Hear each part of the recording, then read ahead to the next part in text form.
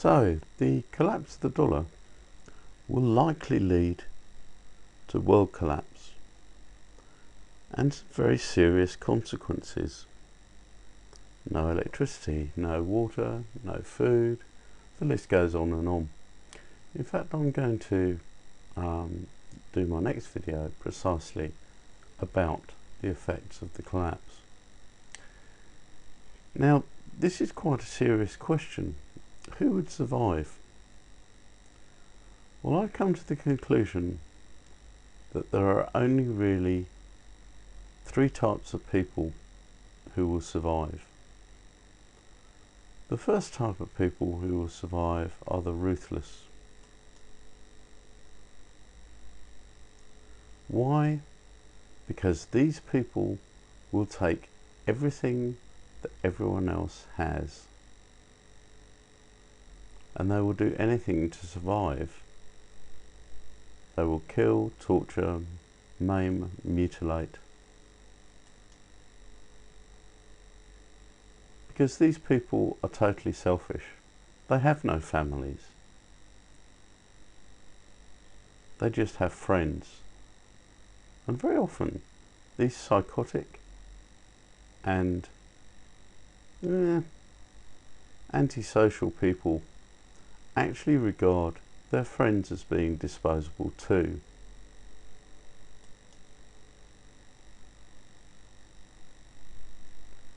And these people will survive no matter what. They will be the last people standing. And you can say what you like, but who knows? Look around your neighbourhood. One of them could be your neighbour. One of them could be one of your friends. Just look for someone who doesn't really care about people and who has a tendency to collect weapons. I can think of 2 or 3. And the next people who are likely to survive are the prepared. Yes, we're talking about preppers. And so long as they can protect what they have against those ruthless individuals who want to take everything, then these people are quite likely to survive. Now, there's been a lot of estimates about how long it would take the world to get back on its feet. But not many people have covered how long it takes the world to actually disintegrate as regards food. Well, what I'm about to say might shock you, but it doesn't really matter where you live in the world. If you're in a developed country, we have this thing to increase profits, and there's a philosophy of supply called just in time, and that has led to the fact that in nearly all Western countries you have 2 days worth of food in the distribution system. If no ships arrive, no trucks are running, there are 2 days worth of food. And think about that for a moment.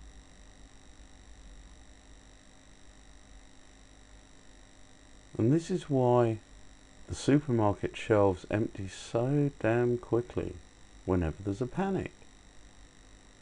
Because people realise that there's not going to be much food around, but they make the situation worse. So 2 days of food becomes maybe half a day of food that you can actually get your hand on. So you're in a race from the time that you know that there is a problem. You have something like 12 hours to get everything that you need. And how long it will take the world to get on its feet again, assuming that it is fixable. It may not be, but assuming it is fixable, the estimates range from at the low end 2 weeks, at the high end 6 months, but there's always that caveat that it may be never.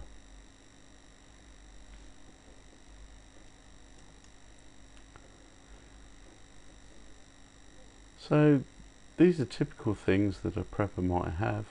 You have food, you have water, you have shelter, you have tools, you have guns to protect you against that first group of people, and you basically have everything that you need. Now, there's things that people often forget, and what they forget usually is things like medication. If you take regular medication, do you have a couple of months worth supply on hand? Probably not. Can you get hold of a couple of months supply? Possibly not, depending on what the drugs are.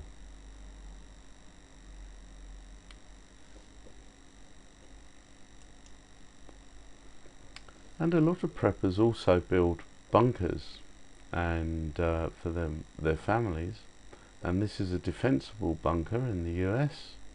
As you can see, it's got some World War I style trenches around it, designed to protect against hostile incoming rifle fire, because these guys know that there are going to be roaming gangs of the first type of people, the ruthless people, looking for people who have something, and anyone who's an easy target, anyone who's a pushover, they're liable to find all of their food, their goods, and their lives at the mercy of that group of people.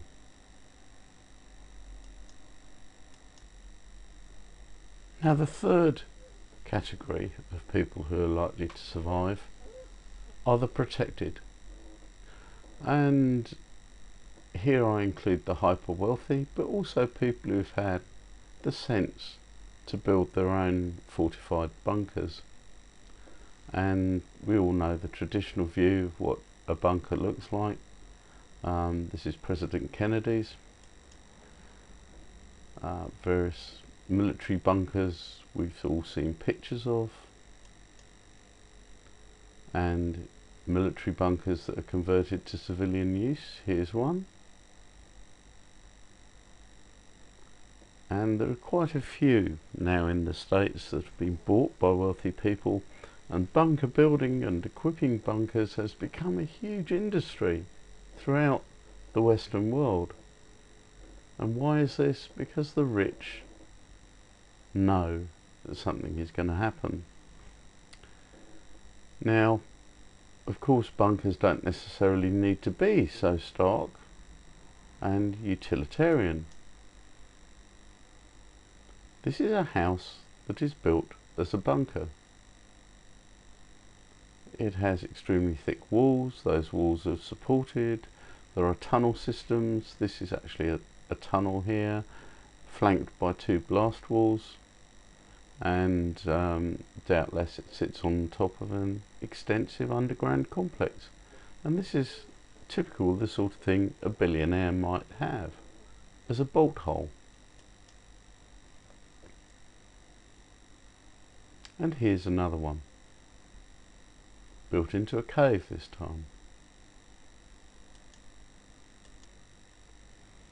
But whichever group of these people you're in, if you're in the city, I would urge you to get out, because the one thing we know about cities in recent years is riots, violence, and looting will take place if the people are put under too much stress.